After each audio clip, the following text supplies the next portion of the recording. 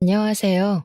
마침 비가 오길래 제가 비 오는 날 파혼을 했던지라 그날의 일이 생각나서 글을 써보려고 합니다. 원래 감성적인 편은 딱히 아닌데 비만 오면 생각이 좀 많아지더라고요. 주말이라 출근도 안 하고 집에만 누워있기 심심해서 컴퓨터를 켜봤어요. 제 사연은 슬픈 얘기도 아니고 무거운 얘기도 아닙니다. 어쩌면 정말 별일 아닌 가벼운 황당함 정도일 거예요. 근데 제가 그런 당황스러움 때문에 파혼을 하게 된 거지 뭡니까? 아마 예비 신랑을 향한 제 감정이 딱 그 정도였어서 무겁지 않은 이유로 파혼을 해버린 걸지도 모르겠네요. 그럼 이젠 입에 오르내기조차 쉬워진 저만의 수치심을 여기서 털어내보도록 하겠습니다. 저와 예비 신랑은 집안 어른들이 연결해준 소개팅으로 만나게 된 사이입니다. 예비 시아버지랑 저희 아빠가 사실 고등학교 동창인데 직장까지 같은 계열이다 보니 서로 동창회 나갔다가 대화도 많이 하고 마음이 통하게 되었다고 했어요. 원래 부모들이 어디 가서 자식 얘기 많이 하잖아요. 예비 시아버지랑 예비 신랑도 둘이서 자식 자랑을 막 하다가 각자 자기 자식들이 결혼 정년기인 걸 알게 되어 자리를 만들었다고 했어요. 저는 원래 소개팅 같은 거 부담스럽고 싫어해서 아빠 제안에 단번에 거절했거든요. 근데 아빠가 친구랑 약속했다고 마음에 안 들어도 일단 자리에만 나가달라 사정을 해서 결국 아무런 감정 없이 진짜 시간만 채우려고 나갔었습니다. 그런데 막상 갔더니 예비 신랑 입담이 너무 좋은 겁니다. 유머 코드가 잘 맞아서 그런가 당시 그 자리가 무척 즐거웠어요. 그건 예비 신랑도 마찬가지였는지 제게 먼저 애프터 신청해줬습니다. 그렇게 만난 저희는 연인으로 발전하기까지 겨우 일주일이 걸렸고 8개월 만에 결혼 약속까지 도달하게 되었습니다. 결혼을 성급하게 한 건 둘 다 나이가 있었기 때문이에요. 35살, 36살이면 굳이 어린이들처럼 길게 만나지 않아도 어른으로서 결혼 상대를 잘 판단했을 거라 믿기도 했거든요. 저희는 저희 선택이 틀리지 않았다는 걸 서로 증명이라도 하듯 아주 즐겁게 약혼 사이를 이어갔습니다. 사람은 다 저마다의 짝이 있다고 하지 않습니까? 예비 신랑과 만나면서 저는 그 운명적인 멘트를 믿었고 예비 신랑이 바로 평생의 짝이라고 느꼈을 정도로 잘 맞았어요. 결혼은 올해를 보내고 내년 말로 하자고 서로 얘기를 나눴습니다. 무슨 결혼식장 예약이 그렇게 많은 건지 여러 식장에 전화를 돌려봤지만 11월이 그나마 빠른 날짜더라고요. 그래도 좋은 게 좋은 거니 저희는 양가 집안 인사를 드리기도 전에 우선 식장부터 잡았어요. 어차피 저희 둘을 이어준 양가 집안에서는 이미 경사가 나 있었거든요. 아빠도 저더러 다 아빠 덕이니까 정장 한턱 쏘라면서 장난을 치기도 했습니다. 그런데 정말 제가 예비 신랑을 만날 수 있었던 행운은 아빠 덕이 맞기 때문에 진짜 정장 한 벌 해줄 생각이었어요. 엄마랑 같이 말이죠. 그만큼 저와 예비 신랑은 어딜 가든 축복받지 않는 곳이 없었고 이미 우리는 부부나 다름없는 삶을 살고 있었습니다. 그렇다 보니 서로에 대해 모르는 것도 점점 사라졌고 만나기 전에는 어떻게 지내왔는지 그 과거까지 깊게 아는 사이가 되었는데요. 예비 신랑에게서 들은 가장 충격적인 이야기는 죽다 살아난 경험을 했다는 것이었습니다. 살면서 죽다 살아나는 경험이 결코 흔한 일은 아니잖아요. 그래서 처음 예비 신랑한테 그 얘기를 들었을 때 상당히 놀랐어요. 제가 좋아하는 사람이 어쩌다가 그런 일이 있었는지 그만큼 힘든 과거가 숨겨져 있었던 건지 물어보고 싶은 얘기가 많았을 정도로 생소한 사연이었습니다. 예비 신랑은 흔쾌히 제 물음에 전부 답을 해줬어요. 예비 신랑이 저를 만날 때는 과거의 성격을 탈피했기 때문에 입담도 좋아졌고 사회성도 길러진 거라고 했는데요. 원래는 사회 초년생일 때 첫 직장에서 왕따를 당했다고 했습니다. 그만큼 소심한 성격이어서 사람한테 말을 거는 것조차 잘 못했다고 하더라고요. 심지어 선배 직원들의 괴롭힘이 심했던 회사였어서 일을 다니는 것이 마치 지옥을 걸어가는 것과 같았다네요. 얼마나 힘들었으면 당시에 극단적인 생각까지 했을까요? 사람들은 누구나 괴로운 삶이 반복되고 차라리 죽는 게 낫겠다라는 생각을 하면 결국 우울증이 오지 않습니까? 역시나 예비 신랑이 그때 그랬던 것 같다고 했어요. 진짜 우라에 못 이겨 일하다가 점심시간에 회사 옥상을 올라갔었대요. 그땐 정말 내일이 오는 게 두려워서 얼마든지 뛰어내릴 용기가 가득했다고 했습니다. 난간까지 가서 아래를 내려다봐도 무섭다는 감흥이 없었다네요. 그날 울면서 난간으로 다리를 올렸다는데 예비 신랑 말로는 과거의 자신은 그날로 죽은 거나 마찬가지였다고 했어요. 죽을 각오로 뛰어들려 했는데 지금까지 살아있는 건 웬 여자 동료가 예비 신랑을 확 끌어당겨서 구해준 덕분이라고 하더라고요. 그 뒤로 예비 신랑에게 첫 동료가 생겼다고 했습니다. 그 여자는 은인이자 유일한 사내 친구였다고 해요. 그렇게 예비 신랑은 그 은인에게 울면서 힘들었던 고민을 다 털어놓았고 놀랍게도 우울증을 극복해 나갔다고 합니다. 예비 신랑은 그날 자신이 인생을 쉽게 저버리려고 했던 걸 뒤늦게나마 바보 같은 짓이었다고 후회를 했어요. 그리곤 자신에게 두 번째 삶을 준 거나 마찬가지인 은인에게 목숨을 빚진 느낌으로 살고 있다고 했습니다. 처음 들었을 땐 예비 신랑을 구해준 그 은인이 대단하고 멋있다고 했어요. 물론 저라도 누군가가 극단적인 선택을 하려고 한다면 말렸겠죠. 누가 했든 사람 목숨을 구한 건 일단 멋진 일이라고 생각했습니다. 그리고 두 번째 들었을 땐 아무리 들어도 그 여자 참 존경스럽다 생각했어요. 이후 세 번째 들었을 땐 각박한 세상에 그런 귀한 사람은 어떻게 만날 수 있나, 그런 은인을 만나는 것도 참 행운이다라고 생각하며 예비 신랑을 부러워했죠. 그런데요, 이미 수십 번 들어서 알고 있는 얘기 계속 들으면 솔직히 점점 무감해지지 않나요?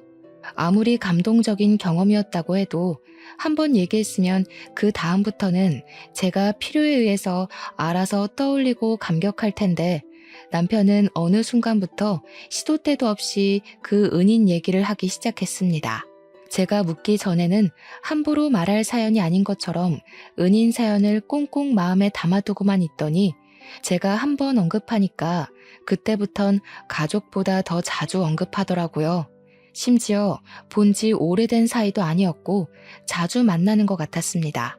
저랑 결혼 약속까지 하며 길게 만나오면서 한 번도 예비 신랑한테 여자 만난다는 말은 딱히 들은 적이 없거든요. 솔직히 내 신랑 될 사람이 자꾸 딴 여자 얘기하면서 칭찬하고 자랑하는데 어느 예비 신부가 기분이 좋겠습니까? 한두 번도 아니니 말이죠. 근데 이런 질투는 하는 게 아니라고 생각을 해서 참았어요. 그 여자가 예비 신랑 생명을 구해준 은인이라잖아요. 사적인 감정이 있다는 것도 아니고 그저 은인이라서 친구처럼 소중하다는 건데 이걸 이해 못 해주면 제가 째째한 사람이 되는 것 같아서 차마 기색을 못 드러냈어요. 예비 신랑이랑 저는 정말 찰떡궁합 관계인데 알지도 못하는 여자 때문에 그 사이를 망치고 싶지 않았거든요. 그래서 내버려뒀더니 예비 신랑은 점점 제가 편한가 봐요. 저랑 있다가도 그 은인 전화가 오면 바로 자리를 떠서는 그 여자와 하하호호 큰 소리로 통화를 하고 돌아오더라고요. 제 말까지 끊고 간다니까요. 도통 이해해 주려고 해도 질투를 넘어 서운하기까지 하는데 이걸 이렇게 참는 게 맞을까? 그때부터 남모를 고민을 무척 했어요. 예비 신랑한테 적당히 하라고 눈치도 준 적 있었습니다. 은인인 건 알겠는데 뭐 그런 사소한 얘기까지 나눌 정도로 친해?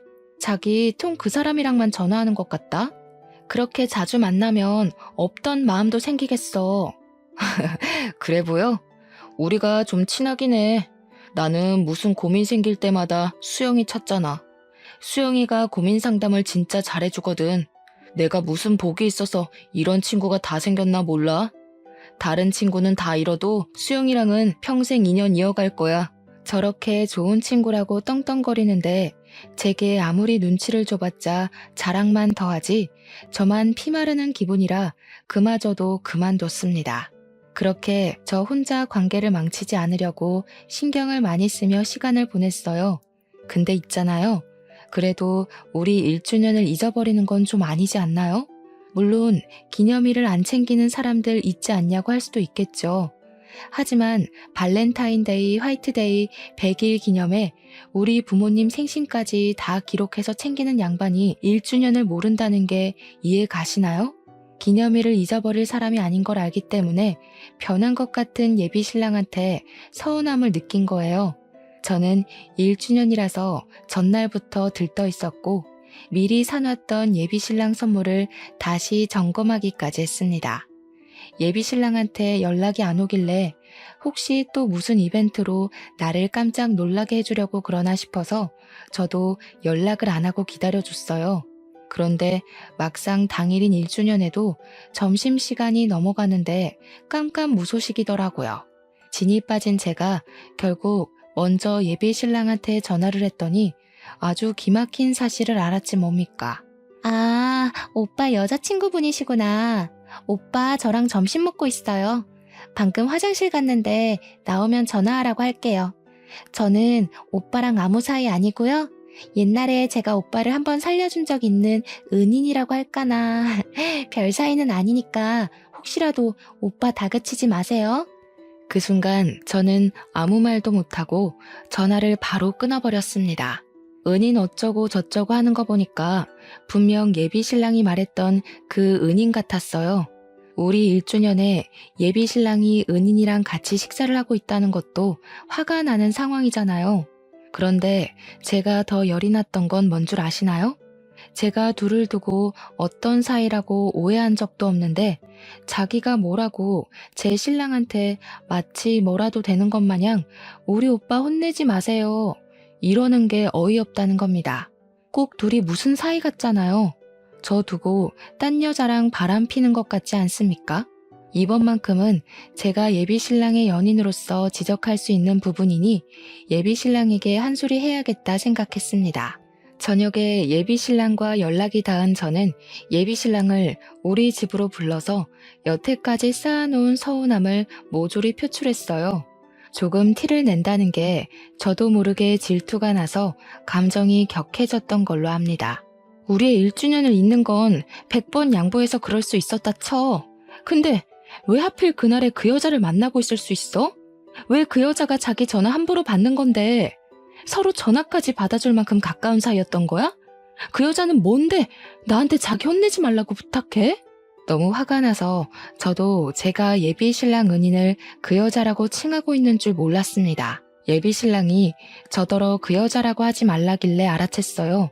근데 지금 상황에서 고작 그런 호칭이 중요한 건가요? 제 감정에 대해 예비 신랑한테서 돌아온 답변은 아주 허무하기 짝이 없었습니다. 네 기분 알겠는데 그 여자라고 하는 건 나에 대한 예의가 아니지. 나한테는 걔가 부모님 다음으로 소중한 사람이야. 나한테 소중한 사람은 너한테도 소중한 사람이어야 되고 그 동생 아니었으면 나 자기랑 결혼 못했어. 1주년 못 챙긴 건 미안해. 나는 이제 우리가 결혼 약속을 해서 연인 기념일은 안 챙겨도 될 줄 알았지. 그러면서 예비 신랑은 제가 자기랑 결혼할 수 있게 된 것도 그 은인 덕분이라며 은인에 대해 함부로 하지 말라고 쐐기를 박았습니다. 참 개떡 같은 상황이라고 생각했어요. 저희가 결혼을 약속하게 된 건 우리끼리의 인연인 거지 거기에 왜 은인 존재가 붙는 건지 정말 이해할 수가 없더라고요. 심지어 1주년인 줄 알고 있었다면서 제겐 이제부터 기념일 안 챙길 거란 의논 한마디도 없이 그 은인이랑 놀러 가지 않았습니까? 저는 아무리 봐도 예비 신랑 태도가 잘못되었다고 보는데 예비 신랑은 저를 은인한테도 질투하는 시기쟁이로 보는 것 같더라고요. 그날 제가 처음으로 예비 신랑한테 서운해서 울음을 터뜨렸어요. 그 여자가 그렇게 소중하면 그 여자랑 결혼하지 왜 나랑 해? 모르는 사람들이 보면 자기랑 그 여자가 예비 부부인 줄 알겠다. 그렇게 그 여자가 좋으면 가. 나 이 결혼 안 해. 그래도 예비 신랑이 저를 많이 좋아하긴 했던 것 같습니다. 제가 결혼 무르겠다고 하니까 냅다 잘못했다고 빌더라고요. 저한테 알았다고 앞으로는 기념일엔 저만 만나주겠다고 달래는 거 아니겠어요? 이마저도 예비 신랑이 근본적인 원인은 전혀 모르고 있는 것 같아서 한숨이 나왔습니다. 본 적은 없지만 그래도 한때 잠깐 그 은인을 존경했었습니다. 그런데 1주년 이후로 완전 싫어졌어요. 예비 신랑이 너무 은인을 신뢰하는 것도 마음에 안 들었고 그 은인도 예비 신랑을 특별하게 생각하고 있는 것 같아서 어딘가 모르게 찜찜했죠. 그래서 한 번은 은인 낯짝을 좀 보고 싶었어요. 혹시나 예비 신랑이 은인이란 걸 핑계로 엄청 예쁜 여자랑 눈이 맞아서 바람 피는 건 아닌가 그렇게까지 의심이 뻗더라고요.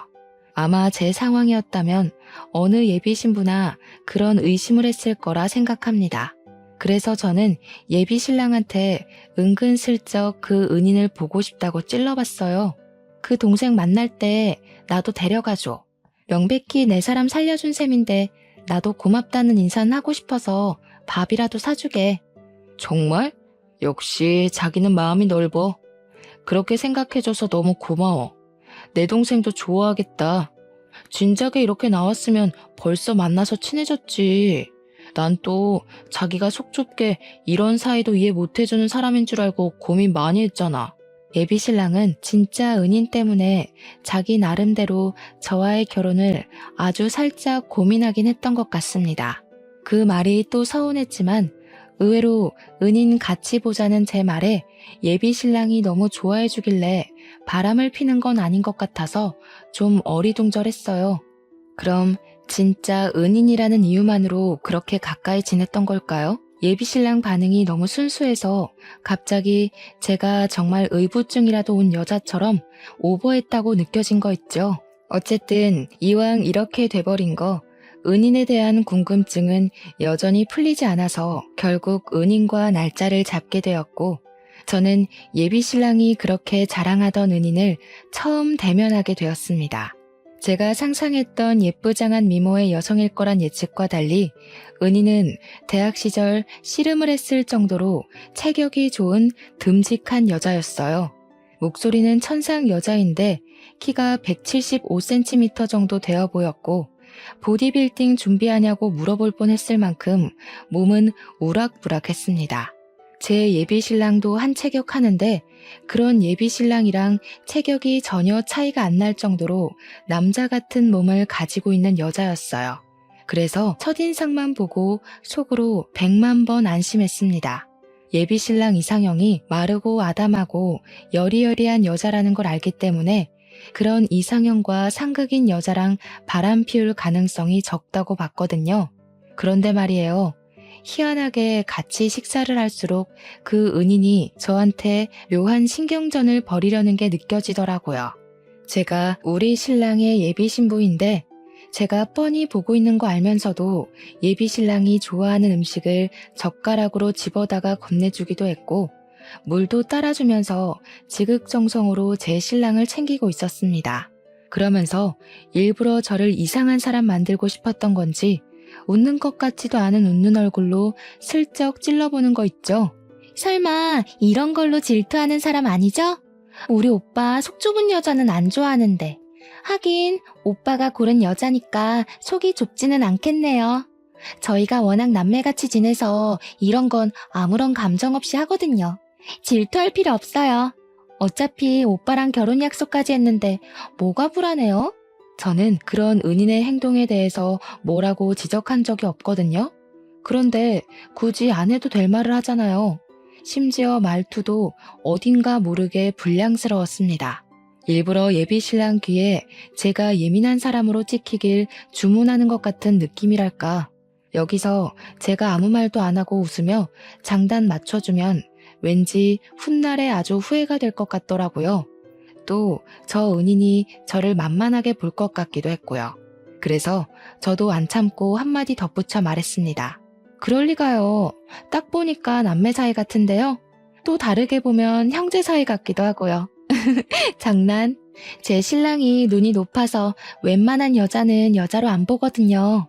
제 신랑 취향은 제가 제일 잘 알아서 라이벌로 보고 안 보고는 이미 첫인상에 결정나요. 그래서 제가 신랑 믿고 결혼하는 거잖아요.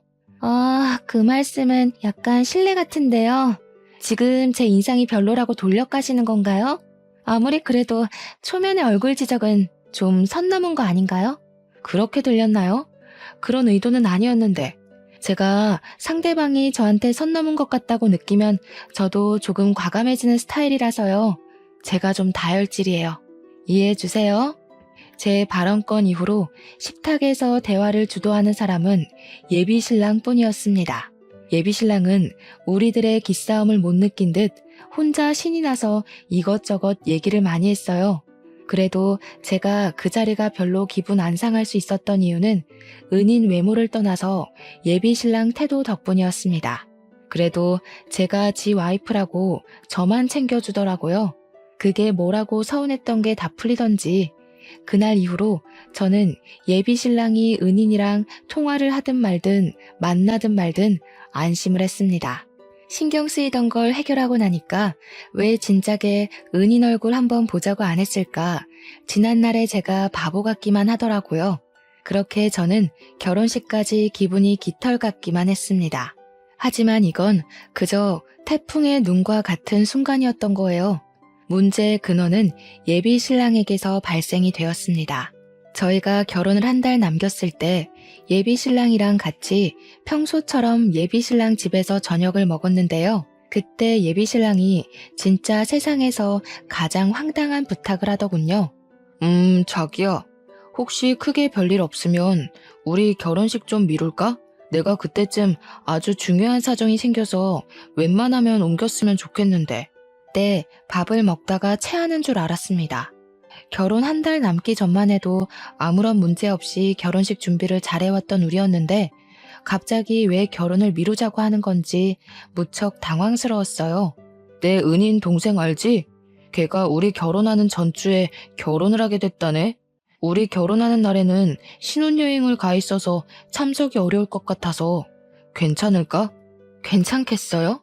예비 신랑은 지금 이걸 이유라고 떠벌리는 걸까요? 이미 청첩장까지 다 뿌려진 마당이었고 상견례도 마친 상태였습니다. 결혼식이 어디 장난입니까? 미루는 이유가 가족상도 아니고 가족 병환도 아니고 단지 그 은인이 불참이라서 미루자니요. 무슨 뚱딴지 같은 소리야. 우리 그 식장도 어렵게 잡았어. 이미 계약금이랑 전체 비용 다 지불했는데 뭘 미뤄? 못 오면 그냥 오지 말라고 해. 아니면 자기가 객검한 축의금을 받지 말던가. 나한테 얼마나 중요한 애인지 알잖아. 나랑 수영이 관계 이해해주는 거 아니었어? 내가 오죽했으면 너한테 이런 부탁을 하겠냐. 나도 어렵게 잡은 식장 예약 파기 안 하고 싶지. 근데 우리가 식 하나 못 올린다고 부부가 아니야? 요즘은 혼인신고 먼저 하고 나중에 여유 있으면 식 올리는 커플들도 있더라. 자기가 좀 이해해주라. 나한테 중요한 동생이잖아. 나는 안 중요한 사람이야? 신부 사정은 안중에도 없고 생판 남인 사람 사정에 우리 결혼식을 맞추는 게 말이 된다고 생각해? 왜 그 여자 하나 때문에 우리 식구들이랑 자기 집안 식구들까지 다 기다려야 돼? 난 도무지 이해가 안 돼. 날짜 바꾸면 나 결혼 안 해. 야, 너만 이해해주면 어른들은 내가 잘 설명할 수 있어. 아무리 그래도 식장에 신부 없는 게 말이 되냐? 그 여자 못 온다고 예식 날짜 바꾸는 건 말이 되고 잘 나가다가 갑자기 왜 말도 안 되는 고집을 부려? 식장은 뭐라고 취소할 건데 그 여자 불참이라서 미루게 됐다고 할 거야? 이 와중에 예비 신랑은 또 자기 은인한테 그 여자라 얘기하지 말라는 소리를 했습니다. 그러면서 자기한테 나도 물론 중요하긴 한데 은인의 존재는 좀 다른 개념으로 소중하다고 하더라고요. 저랑 은인이랑 근본이 다르기에 소중한 가치를 서로 비교할 수 없다면서 말도 안 되는 소리를 짓거렸어요. 그날 저는 식사 자리 내내 식장 미루자고 저를 설득하는 예비 신랑과 아주 크게 싸웠습니다. 물론 일방적으로 저만 큰 소리를 내긴 했어요. 예비 신랑이 고집하는 이유가 너무 화가 나잖아요. 그래서 저는 식장 날 바꾸는 순간 파혼이라고 얘기를 하고서 저녁도 다 못 먹고 나와버렸습니다. 그렇게 예비 신랑이 고집을 굽힐 때까지 연락을 안 할 생각이었어요. 그렇게 한동안 예비 신랑을 찾지도 않았는데 더 당황했던 건 뭔 줄 아십니까? 저는 솔직히 제가 이만큼 화를 냈으면 그만 어처구니 없는 고집을 꺾고 저한테 사과를 할 거라 생각했어요. 그런데 예비 신랑도 저랑 똑같이 연락도 안 하고 저를 찾지도 않는 겁니다. 그 은인 때문에 결혼식 미루고 싶다는 게 정말 진심이고 반드시 그러고 싶은 듯 했습니다. 그럴수록 저는 더 화가 날 수밖에 없었어요. 처음으로 예비 신랑과의 결혼을 고민할 정도였죠. 더 이상 별 상관없을 줄만 알았던 은인의 존재가 다시 제 발목을 잡을 줄은 상상도 못했습니다. 이미 인상도 어떤지 다 본 마당에 예비 신랑 타입이 아니라서 질투가 전혀 안 났는데 예비 신랑이 상상 외로 그 은인을 생각해주는 것 같아서 또다시 질투가 나는 거 있죠. 결혼 전에도 말 안 되는 이유 때문에 스트레스가 이렇게 확 오는데 이게 결혼하고 나서도 안 그럴 거란 보장이 없지 않습니까? 갈수록 저는 예비 신랑으로부터 마음이 멀어져 갔고 이 결혼에 대해 포기의 감정이 점차 피어올랐어요. 그렇게 드레스 예약했던 것도 취소를 하게 되었습니다. 파혼이 왔다 갔다 하는 마당에 드레스 피팅해서 뭐 하겠습니까? 결혼을 해서 더 행복하게 살 거란 기대는 결국 결혼식 코앞에서 무너져 버린 셈이 되어버렸어요. 누가 저를 예비 신부라 보겠습니까? 직장만 가면 저더러 예비 신랑이랑 싸웠냐고 묻더라고요. 싸운 이유마저 너무 쪽팔려서 누구한테 털어놓지도 못하고 그냥 혼자 삭힐 수밖에 없었어요. 그렇게 며칠간 우울로 시간을 보내고 있을 때였습니다. 제 번호를 어떻게 알았는지 그 은인한테 전화가 온 거 아니겠습니까? 예비 신랑에 대해 얘기할 게 있다면서 만나자는 연락이었어요. 제가 왜 예비 신랑 은인이랑 단둘이 만나야 하는지 이해 안 되었어요. 이 상황에서는 굳이 더 불필요하지 않나 생각이 들었죠. 하지만 그땐 그냥 한 번 더 만나보고 싶었습니다. 제가 못 봤던 예비 신랑과 그 여자의 내막을 더 파악할 수 있을까 싶기도 했고 둘만 있을 땐 그 여자가 어떤 태도로 나올지도 궁금했거든요. 그래서 만나러 갔더니 예비 신랑뿐만이 아니라 인연까지 쌍으로 엿먹일 작정인가 보더라고요. 그쪽이랑 오빠랑 한동안 안 만났다는 거 알아요. 그동안 제가 오빠 옆에 있으면서 매일 위로해줬거든요. 오빠가 참 좋은 사람인데 많이 울었어요. 그쪽이 혼자서 마음 편하게 쉬는 동안 오빠가 얼마나 힘들어했는지 알아요? 그래서요? 그쪽도 곧 결혼한다면서 남의 신랑이랑 매일 같이 있었던 게 뭐 자랑이라고 사람까지 불러서 얘기를 해요. 저한테 뭐라도 자랑하려고 나온 거면 그 뒤로 제가 어떻게 나올지도 감당하셔야 될 거예요. 은희는 제 말에 전혀 타격을 입지 않은 얼굴이었습니다. 그저 비장하게 제 앞으로 초음파 사진 하나를 건넸어요. 저는 그걸 손대지 않고 눈으로만 보면서 머릿속으로 이미 상황 파악을 끝내버렸죠. 이 여자가 저한테 자기랑 결혼할 배우자랑 만든 아이라고 그 임신을 자랑하려고 부른 건 아닐 거잖아요. 딱 보니까 이 여자가 저를 부른 이유가 뭔지 여자 말을 듣기도 전에 이미 알겠더군요. 오빠 아이예요. 두 분 파혼해주세요. 오빠가 결혼식 날짜 미루자고 했죠? 그건 이거랑 관련 없어요. 오빠한테 알리기 전에 그쪽 먼저 보자고 한 거거든요. 그쪽이 먼저 오빠한테 파혼 통보해주면 좋겠어서 보자고 했어요. 오빠는 마음이 약해서 이별 고할 용기가 없는 사람이라서요. 잠깐이나마 저는 할 말을 잃고 그 여자를 가만히 쳐다보기만 했습니다. 역시나 여자의 직감은 무시하면 안 되는 게 분명한가 봐요. 저는 여태 설마 예비 신랑이 저런 여자랑 바람을 피겠어? 라고 생각했습니다. 예비 신랑은 항상 그 여자를 딱 은인으로만 대했고 저를 그 여자 앞에서 자랑까지 했었거든요.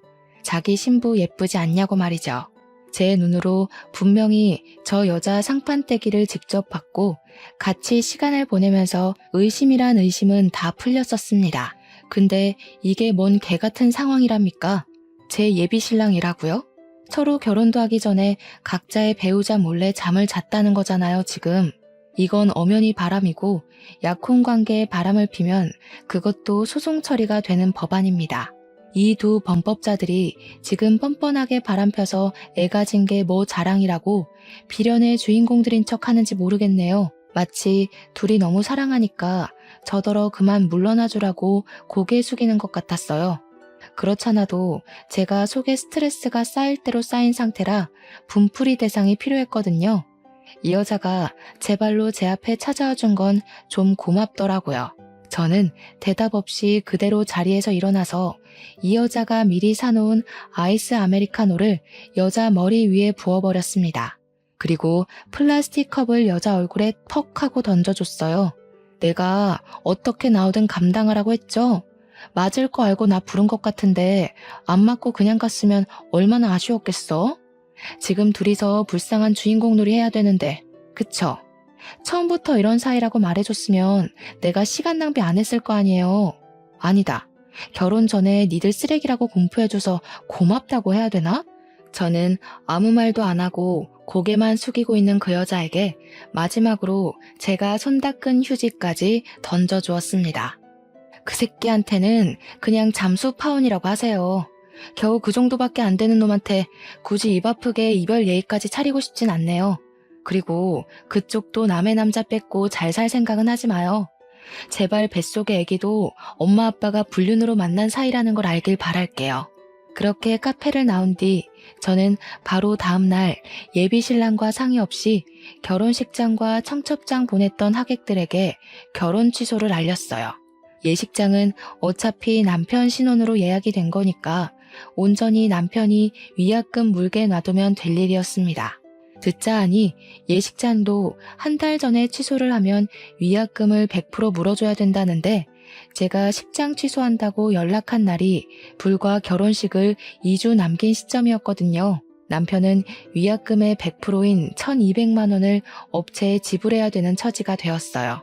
그러든가 말든가 저는 자취집도 정리를 하고 직장도 퇴사한 뒤 친정으로 잠적을 했습니다. 아니나 다를까 며칠 뒤에 한참 낮잠을 자다 일어났는데 식장 업체에서 연락을 받은 건지 예비 신랑한테 문자 잔뜩 와 있더라고요. 더도 말고 덜도 말고 말하기 귀찮아서 저는 간결하게 파혼하자라고만 문자를 보냈는데요. 연달아 오는 답장 내용은 저를 좀 당황하게 만들었습니다. 예비 신랑이 그 여자한테 사기를 당했다고 하더라고요. 무슨 뚱딴지 같은 소리지 싶어서 계속 오는 문자를 읽었더니 그 여자가 결혼한다고 했던 소식은 개뻥이었고 그저 저랑 예비 신랑 사이에 균열을 일으키기 위해서 모든 일을 꾸몄던 거랍니다. 말이 안 되잖아요. 불과 얼마 전만 해도 그 여자가 저를 찾아와서 초음파 사진을 보여줬습니다. 남의 남자 뺏는 주제에 대단한 사랑이라도 하는 척 예비 신랑을 향한 마음을 엄청 고백했다고요. 그런데 느닷없이 사기라니요? 너무 갑작스런 전개라서 솔직히 예비 신랑이 저를 다시 끌어들이려고 거짓말을 하는 줄 알았어요. 그래서 문자로만 연락하기 답답해 제가 먼저 전화를 걸었습니다. 야, 구라도 작작 쳐. 여태까지 니들 둘이서 나한테 보여준 꼴이 얼만데 둘이서 애까지 가졌다면서 뭐가 아쉬워서 아직도 날 잡으려고 해? 끼리끼리 잘 어울리는 것 같길래 군말 안 하고 물러나 줬잖아. 그럼 잡소리 말고 살림이나 차려. 진짜 더럽게 소송까지 가볼까? 1,200만 원 빚지는 걸로 부족해? 아니 자기야, 제발 내 말 좀 믿어줘. 그 초음파 사진도 개뻥이라고. 내가 미쳤다고 그런 여자랑 자겠어? 근육돼지한테 깔려 죽을 일 있나. 나 진짜 사기당했다니까. 걔가 나한테 보증 사기 쳤다고. 지금 이거 심각한 문제야. 예비 신랑 하는 말은 결국 저랑 냉전 상태일 때 은인을 더 자주 만난 건 사실이래요. 저랑 다툰 걸 아니까 은인이 술 마시면서 많이 위로해줬다고 했어요. 그렇게 저랑 안 만나는 사이 은인이랑 예비 신랑은 유독 같이 술 마시는 날이 많았고 그 술자리를 전부 은인이 먼저 제안해 시작이 되었다더라고요. 그리고 어느 날 은인이 예비 신랑에게 결혼식 올릴 돈이 좀 부족하다고 빌려달라고 했대요. 나중에 결혼하고 나서 무조건 갚겠다고 차용증까지 썼대요. 그런데 술을 깨고 보니까 예비 신랑이 은인에게 보증을 서준 거더라고요. 남에게 보증을 서주는 일이 얼마나 무섭습니까? 보증 때문에 인생이 뒤바뀌고 목숨이 오가기도 하잖아요. 처음에는 예비 신랑이 저를 속이려고 쇼하는 건 줄 알았는데 듣다 보니까 내용도 상세했고 무엇보다 예비 신랑 말투가 이미 촉촉하게 젖어 있었어요. 우는 것 같았습니다. 예비 신랑이 술 깨고 다음날 모든 사실을 알고서 은인에게 연락을 급히 넣었지만 은인은 이미 잠적을 해버렸고 온데간데 찾을 수 없게 사라져버린 상황이라고 했습니다. 그래서 예비 신랑 집에 갑작스럽게 압류 딱지까지 붙게 되었다고 하더군요. 근데 그 와중에 제가 멋대로 예식장까지 취소를 해버렸잖아요. 업체에서 위약금 청구 연락까지 오는 중이라는데 예비 신랑이 하루아침에 돈에 쫓기는 실정이 되어버렸더라고요. 저한테 욕을 하다가도 제발 살려달라고 사정을 하는 예비 신랑 처지는 솔직히 좀 안타깝기는 했습니다. 그러게 제가 작작 만나라고 할 때 그 여자한테서 거리를 뒀으면 이럴 일은 없었을 거 아닙니까? 근데 말이에요. 예비 신랑 문자를 보는데 문득 그런 생각이 들더라고요. 그 여자는 왜 저한테 초음파 사진까지 보여주면서 거짓말을 했을까요? 왜 그렇게까지 정성 들여서 예비 신랑이랑 저를 갈라놓았을까요?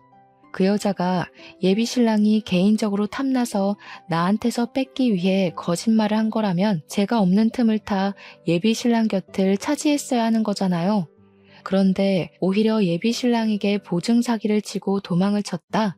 그렇다는 말은 예비 신랑에게 원래부터 사기를 치려고 벼르고 있었단 말이 되는 거 아닌가요? 분명 예비 신랑 말로는 둘이 몇 년이나 같이 친분을 유지해온 사이라 했고 가족 다음으로 서로 소중하게 생각하는 관계라고 했습니다. 그런데 지금 벌어진 상황으로 봐선 둘의 관계가 전혀 소중해 보이지 않았어요. 일단 예비 신랑 징징거림이 듣기 싫어서 인사말도 없이 전화를 끊어버린 저는 그날 이후로 은인의 숨겨진 의도만 한참 생각을 했습니다. 제 상식으론 아무리 계산을 해도 은인 행동이 이해되지 않았거든요. 너무 궁금했던 저는 결국 은인에게 연락을 해보기로 했죠. 지난번에 저한테 걸려왔던 은인 연락처를 찾아서 통화를 시도했습니다. 연락이 안 닿는다는 예비 신랑 말과 달리 은인은 제 전화를 바로 끊고서 문자를 보내줬어요. 그 장문의 문자를 읽는데 얼마나 충격이었는지. 저는 그 순간 제가 소설을 읽고 있는 줄 알았습니다. 은인의 말은 이랬어요. 극단적인 선택을 하려는 예비 신랑을 과거에 구해준 건 사실이래요. 그리고 은인 덕분에 예비 신랑은 사회력이 늘고 동료들도 많이 생겼다고 했습니다. 하지만 문제는 예비 신랑의 탈바꿈된 이미지가 너무 쓰레기였다는 거예요. 예비 신랑은 어느 순간부터 자신을 꾸몄고 허세가 하늘을 찔렀답니다. 그리곤 은인을 멀리하기 시작하면서 다른 무리에 쏙 들어가 버렸다고 했습니다. 예비 신랑이 나서서 은인을 외적으로 많이 까내리기도 했대요. 그 짓을 반복하면서 예비 신랑은 매번 장난이라고 했는데 은인은 그때마다 상처를 받아서 마음에 담아뒀던 것 같았습니다. 그렇다고 예비 신랑이 은인을 왕따 시킨 건 또 아니었대요. 근데 제가 보기엔 챙겨주는 척 옆에 두면서 은근히 까는 것도 만만치 않게 왕따 주도 아닌가 싶더라고요. 그리고 은인이 예비 신랑에게 보증 사기를 칠 수밖에 없던 결정적인 이유는 은인에게 결혼하고 싶을 만큼 좋은 남자친구가 생겼는데 예비 신랑이 남자는 남자가 봐야 안다면서 소개를 해달라 했대요. 그래서 은희는 자신의 남자친구랑 예비 신랑이랑 셋이서 몇 번 만났다는데요. 만날 때마다 예비 신랑이 은인을 외적으로 까내려서 결국 은인 남자친구 되는 사람이 은인에게 이별을 통보했다고 합니다. 결혼까지 할 정도는 아니라면서 도망치듯 작별을 고한 것 같더라고요. 그래놓고 예비 신랑이 은인한테 위로한다고 했던 말이 언젠가는 그렇게 네 외모 때문에 떠날 놈이었다. 그게 다였다고 했습니다. 그래서 그동안 쌓인 불만까지 결국 폭발하고 만 은희는 마음에 복수심을 키웠고 예비 신랑이 결혼할 여자를 데리고 나타날 때까지 예비 신랑과 둘도 없는 절친이 되려고 노력했답니다. 예비 신랑 비위 맞추느라 너무 힘들었다고도 적혀 있더라고요. 그렇게 예비 신랑이 자기를 굉장히 신뢰할 만큼 만든 뒤 꼭 밑바닥을 치게 할 거라고 장기 계획을 세워온 거라 했어요. 그러면서 문자 마지막 줄에 은인이 저한테 사과 멘트를 남겼었습니다. 제 앞길까지 망치고 싶진 않았는데 자기 개인적인 복수 때문에 기대했을 결혼을 방해해서 미안하다고 말이죠. 저는 오히려 제가 은인에게 사과를 해야 된다고 생각했습니다. 은인 덕분에 제 예비 신랑이 개쓰레기란 걸 알았고 또 제가 은인의 사정을 몰라서 은인에게 막대했던 게 미안하더라고요. 심지어 예비 신랑한테 이미 외적으로 많이 상처받았던 은인에게 저 또한 예비 신랑과 마찬가지로 첫 만남에서 은인의 외모를 돌려서 공격했잖아요. 미치게 후회가 되었고 제 자신이 너무 속 좁았다는 걸 알아서 창피했습니다. 그래서 저는 은인에게 진심으로 사과의 문자를 보냈어요. 하지만 그 뒤로 은인은 더 이상 답장이 없었고 연락처도 그제 사라진 번호가 돼버렸습니다. 제 결혼이 이렇게 마무리돼 버릴 줄은 몰랐는데 제가 참 세상을 좁게 보고 있었던 것 같아요. 세상에는 다양한 아픔을 가진 사람이 있는 건데 제 기준에서만 은인을 판단하고 미워하다가 결국 막판에 못났던 제 자신을 탓하게 됐네요. 그래도 그 여자 덕분에 제가 결혼하기 전 천운을 얻은 셈이니 얼마나 다행인지 모릅니다. 저는 예비 신랑에게 장문의 문자를 마지막으로 보내고 1년 남짓한 관계를 깔끔히 정리했어요. 그냥 그렇게 좋아하는 은인을 위해 보증 서준 건데 뭐가 그리 억울하냐? 네가 인생 쓰레기처럼 살아서 대가받는 거니 식장 취소된 거 분하면 비혼식이라도 열어라. 앞으로 망한 네 인생 보듬어줄 여자는 네 엄마밖에 없을 거다. 뭐 이 정도의 강도로만 작별 인사를 고해줬습니다. 제가 예비 신랑의 실체를 아무것도 모르고 결혼을 해버렸다면 제 자신이 아까워서 예비 신랑 머리채라도 잡았을 거예요. 그나마 파혼으로 정리할 수 있었기 때문에 문자로만 해결해도 되지 않나 싶더라고요. 저랑 예비 신랑은 문자만큼이나 가벼운 관계였잖아요. 끝으로 예비 신랑의 연락처를 차단해버렸어요. 그날 딱 장대비가 많이 내렸던 걸로 기억합니다. 이 글을 쓰기 시작했던 시간대처럼 말이죠. 근데 그러고 보니 그 여자는 예비 신랑이 아닌 제게 은인인 듯해요. 시간이 좀 흘러서 우연히 마주치게 된다면 차 한잔 대접하고 싶다는 생각이 드는 거 있죠? 꼭 얼굴 보고 그날의 실수를 사과하면서 더러운 똥 피하게 해줘서 고맙다고 인사를 하고 싶은 게 개인적 바람입니다. 사연을 마무리하고 창문 밖을 보니까 어느새 비가 그쳐 있네요. 한동안은 파혼 때문에 비 오는 날이 극도로 싫었는데 요즘은 옛날 생각도 나고 젊었을 때 받았던 고충들이 떠오르면서 그땐 참 별것 아닌 걸로 힘들어했다 하며 추억에 잠기곤 해요. 그게 꽤 소소하고 재밌더라고요. 아무튼 저는 무슨 일 있었냐는 듯 아주 무탈하게 잘 지내고 있습니다. 이곳에 제 사연을 소개할 수 있어서 너무 좋았네요. 그럼 모두들 늘 햇살 가득한 나날 보내시고 늘 행복한 일만 누리시길 기원하겠습니다. 들어주셔서 고맙습니다.